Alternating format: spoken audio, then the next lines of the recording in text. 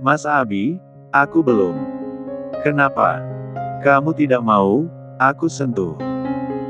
Tanya Abi memotong ucapan Rea, matanya terus menatap mata Rea lebih dalam dan juga bibir istrinya secara bergantian. Seketika Rea teringat dengan perjanjian yang dia ganti dan bersiap melayani suaminya jika suaminya meminta haknya. Bukankah kamu sendiri yang menjanjikan menerimaku kalau aku meminta hakku? Bagaimana Rea? Rea mengangguk tanda setuju. Saya siap melayani Mas Abi sebagai istri, sambil tersenyum.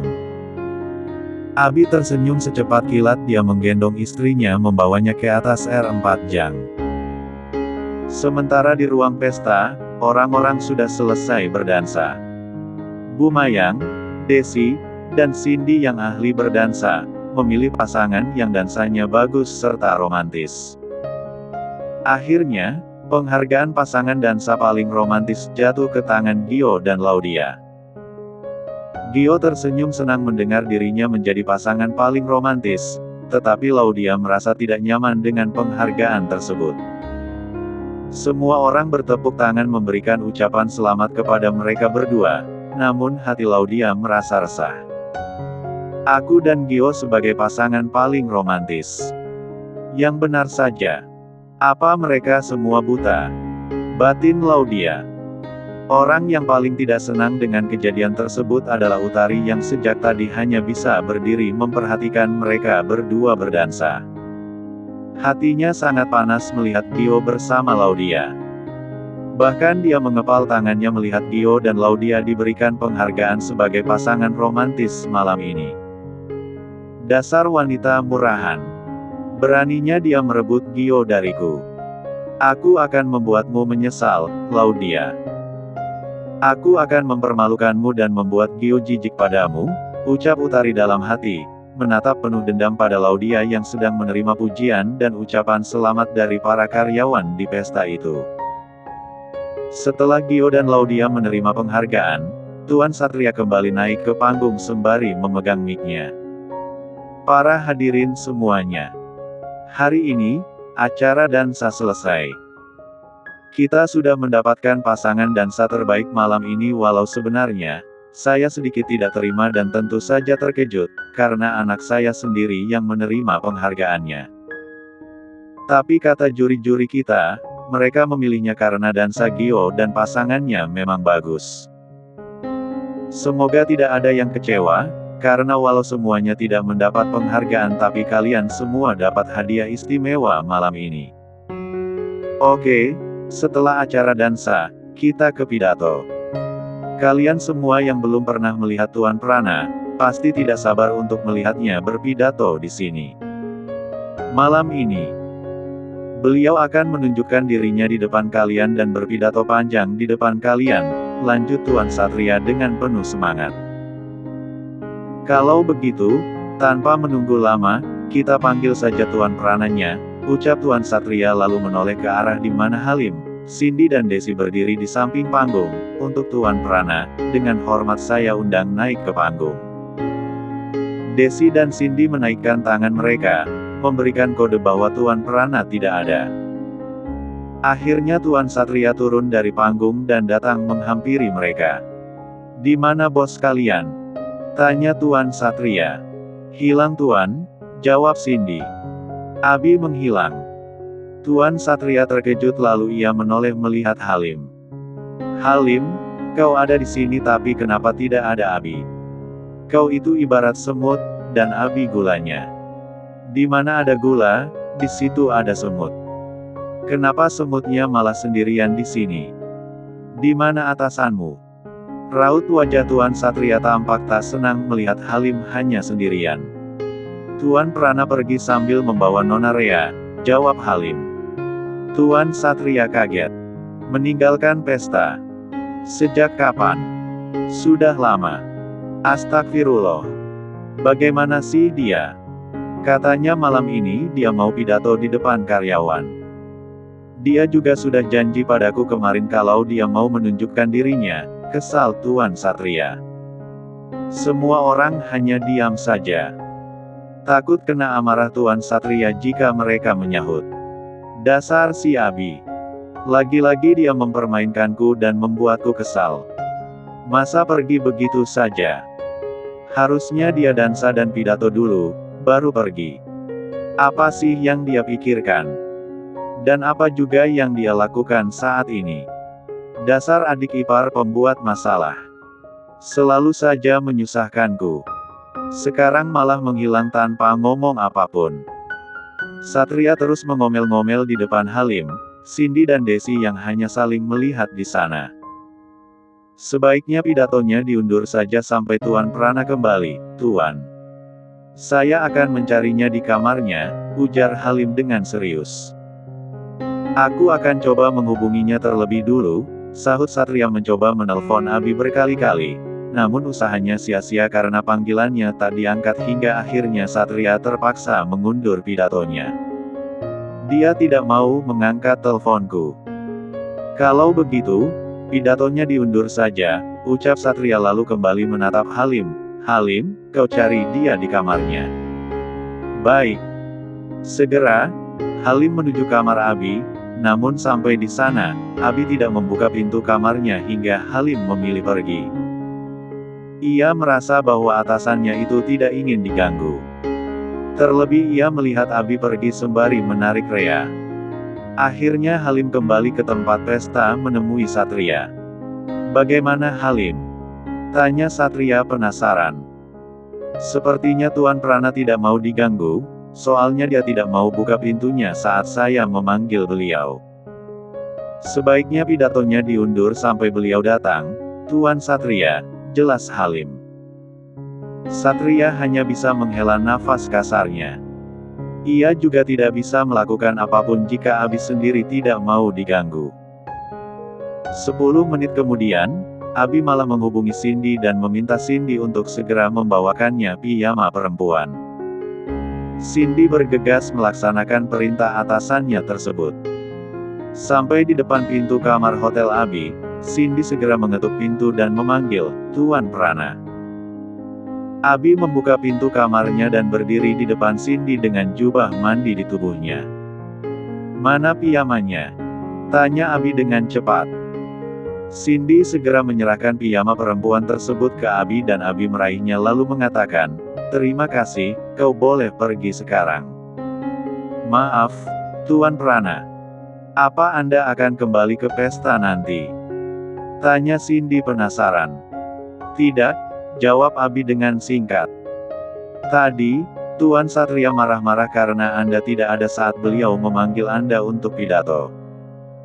Anda juga tidak mengangkat teleponnya Tuan Satria. Jadi Tuan Satria terpaksa mengundur pidato Anda, tutur Cindy. Batalkan saja pidatonya, karena saya tidak akan kembali lagi ke pesta. Masalah Satria, nanti saya yang bicara padanya.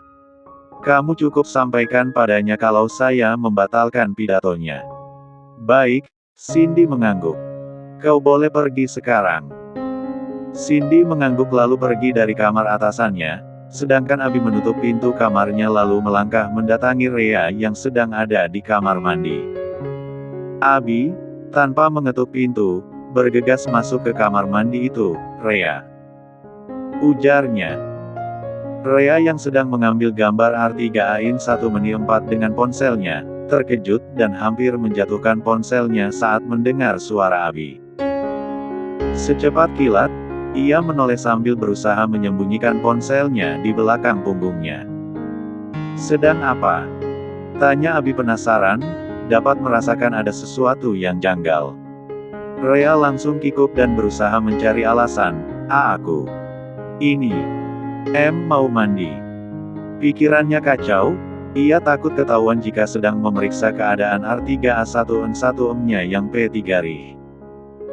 Terus kenapa masih pakai mantel?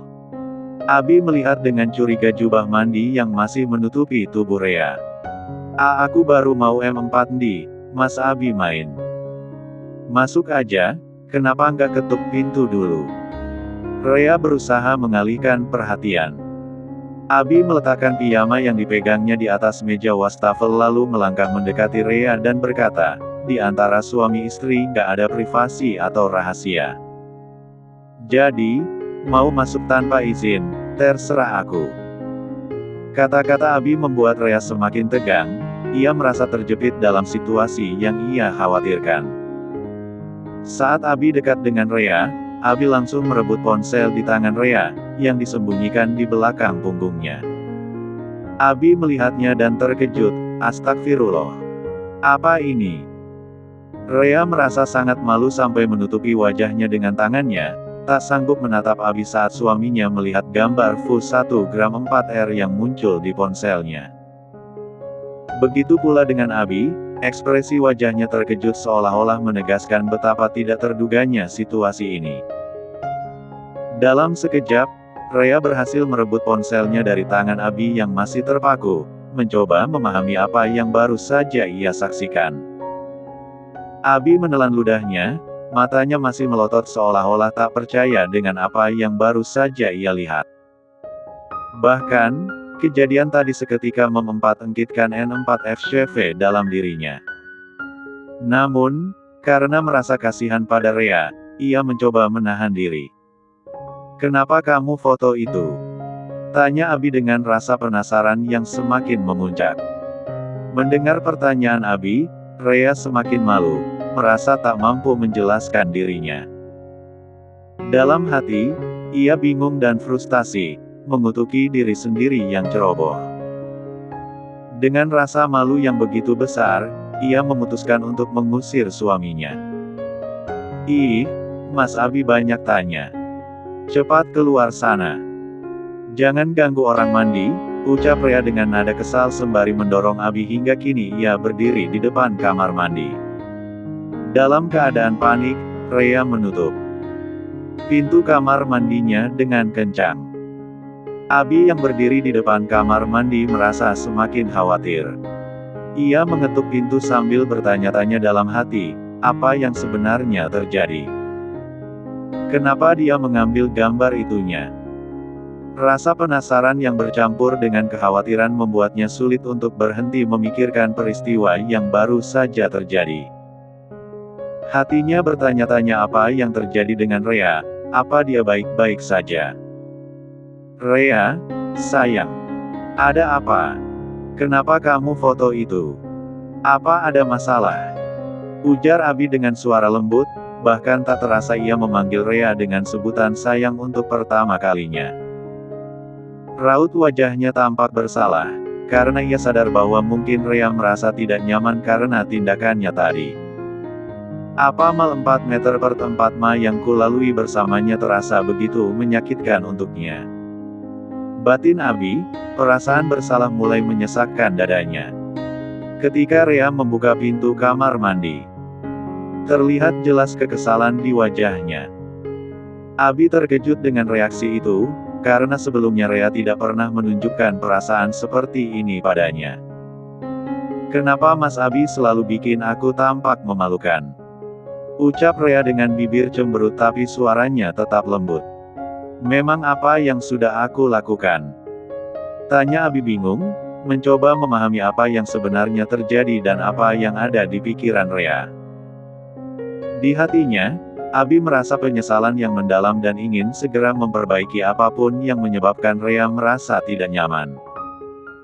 "Aduh, Mas Abi, ada beberapa hal yang sebaiknya tidak perlu diketahui laki-laki, karena malu banget." "Coba deh, jangan tanya terus, aku jadi malu," ujar Rea dengan wajah merah padam. "Tapi aku khawatir lihat kamu," celetuk Abi dengan wajah serius. "Aku baik-baik saja, kok. Cuma penasaran aja, jadi aku ambil gambarnya," kata Rea mencoba menjelaskan.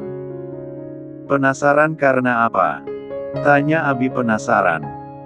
Rea semakin merasa kesal dan jengkel melihat suaminya yang tak kunjung berhenti menggali informasi. "Kan?" tanya lagi. Keluh Rea, merasa semakin tersudutkan oleh pertanyaan-pertanyaan Abi. "Aku khawatir dan juga penasaran kenapa." Belum sempat Abi melanjutkan, Rea seketika menutup mulut suaminya. "Mas, berhenti ngomongin itu. Coba lupakan aja kejadian tadi. Maksudku, anggap aja Mas Abi nggak lihat apa-apa tadi. Jangan bikin aku makin malu, ya, ucap Rea memohon.